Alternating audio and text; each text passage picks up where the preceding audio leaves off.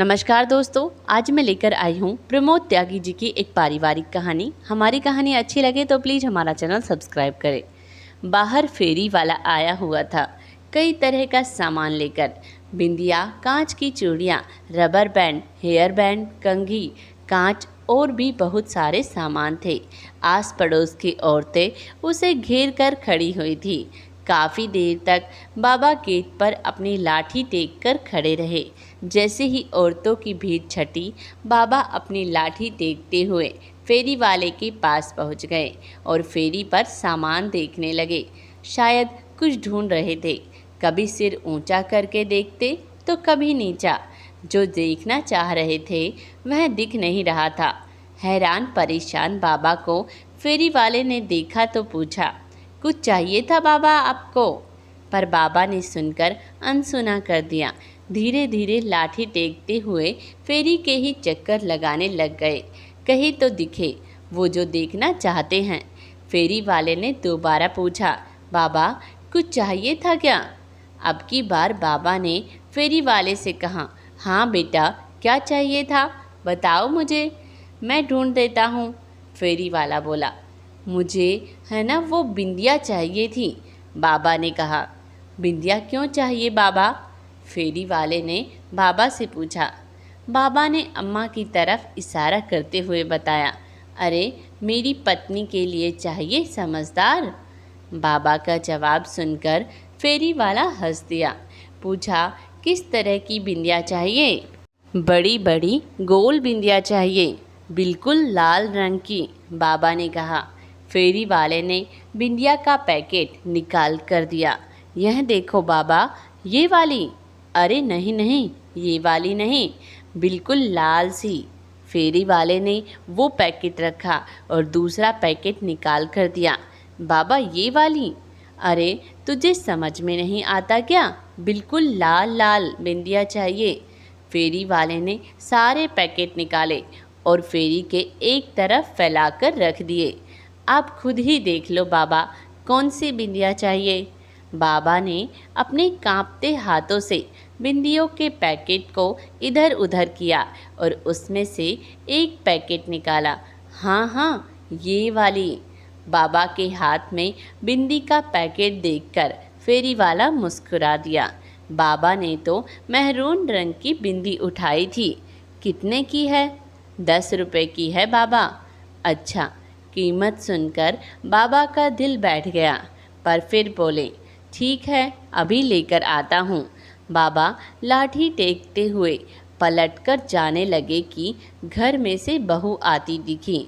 उसे देखकर बाबा बोले, अरे बहू, जरा 10 रुपए तो देना, फेरी वाले को देने हैं। अब क्या खर्चा करा दिया आप लोगों ने? बहू ने लगभग चिल्लाते हुए कहा, अम्मा के लिए बिंदिया खरीदी थी, उसकी बिंदिया ख़त्म हो गई थी। कई बार बोल चुकी है, बाबा ने धीरे से कहा। अब आप लोगों को और कोई काम नहीं है, बेवजह का खर्चा कराते रहते हैं। 70 साल से ऊपर की हो चुकी है अम्मा, अभी भी क्या बिंदिया लगाएगी? इस उम्र में भी ना जाने क्या क्या शौक़ है। बेटा, बात शौक़ की नहीं है, अम्मा भी सुहागन है, इसीलिए उसका मन नहीं मानता। सिर्फ 10 रुपए ही तो मांग रहा हूँ, अंदर जाकर दे दूँगा। बाबा ने धीरे से बहू को कहा। कहाँ से दे दोगे? वो जो पैसे दोगे वो भी तो मेरे पति की कमाई है। मेरे पास कोई पैसे नहीं है, बहू ने गुस्से से कहा। इतना कहकर बहू बड़बड़ाती हुई अंदर आ गई। अम्मा ने अपनी खाट पर लेटे लेटे ही बाबा को इशारा किया। बाबा ने पलटकर बिंदी फेरी में वापस रख दी और लाठी टेकते हुए अम्मा के पास आकर बैठ गए।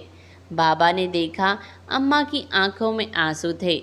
माफ़ करना पार्वती, मैं तेरी छोटी सी इच्छा भी पूरी नहीं कर पाया। रहने दो जी, बेचारी बहू भी परेशान हो जाती होगी। काहे दिल पर लेकर बैठे हो? बिंदी ही तो थी। हाँ, बिंदी ही तो थी, कौन सी हजारों रुपए की आ रही थी। बाबा ने व्यंग से हंसते हुए कहा। बिंदी ही तो लगानी है जी, एक काम करो, पूजा घर में से हिंगलू ले आओ, उसी से लगा देना। पर आज अपने हाथों से ही बिंदी लगा दो। बाबा ने अम्मा की बात सुनी और फिर लाठी टेकते हुए पूजा घर में गए। थोड़ी देर बाद बाबा हाथ में हिंगलू लिए अम्मा के पास पहुँचे। लो पार्वती उठो, मैं तुम्हें बिंदी लगा देता हूँ। पर अम्मा ने कोई हलचल न दिखाई।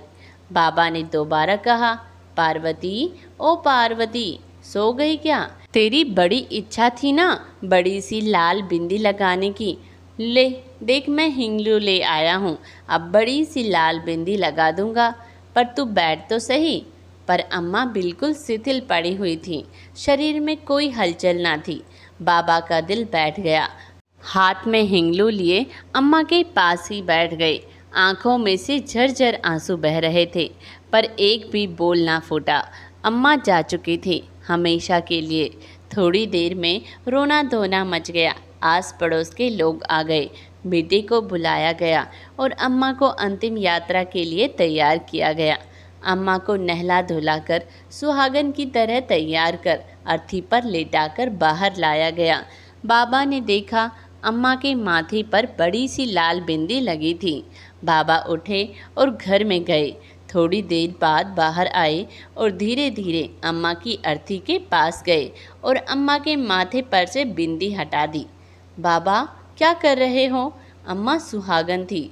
आप बिंदी क्यों हटा रहे हो? बेटे ने कहा।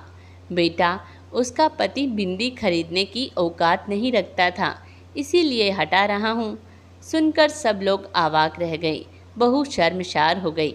सबने देखा बाबा अपने हाथ में लाए हिंगलों से एक बड़ी सी लाल बिंदिया अम्मा के माथे पर लगा रहे हैं। थोड़ी देर बाद बहू की चित्कार छूट गई। बाबा भी अम्मा के साथ हमेशा हमेशा के लिए लंबी यात्रा पर रवाना हो गए। दोस्तों, यह कहानी आपको कैसी लगी कमेंट्स बॉक्स में अपने विचार जरूर दें। अपने बड़ों का सम्मान करें, आदर करें और हमारे चैनल सब्सक्राइब करें। धन्यवाद।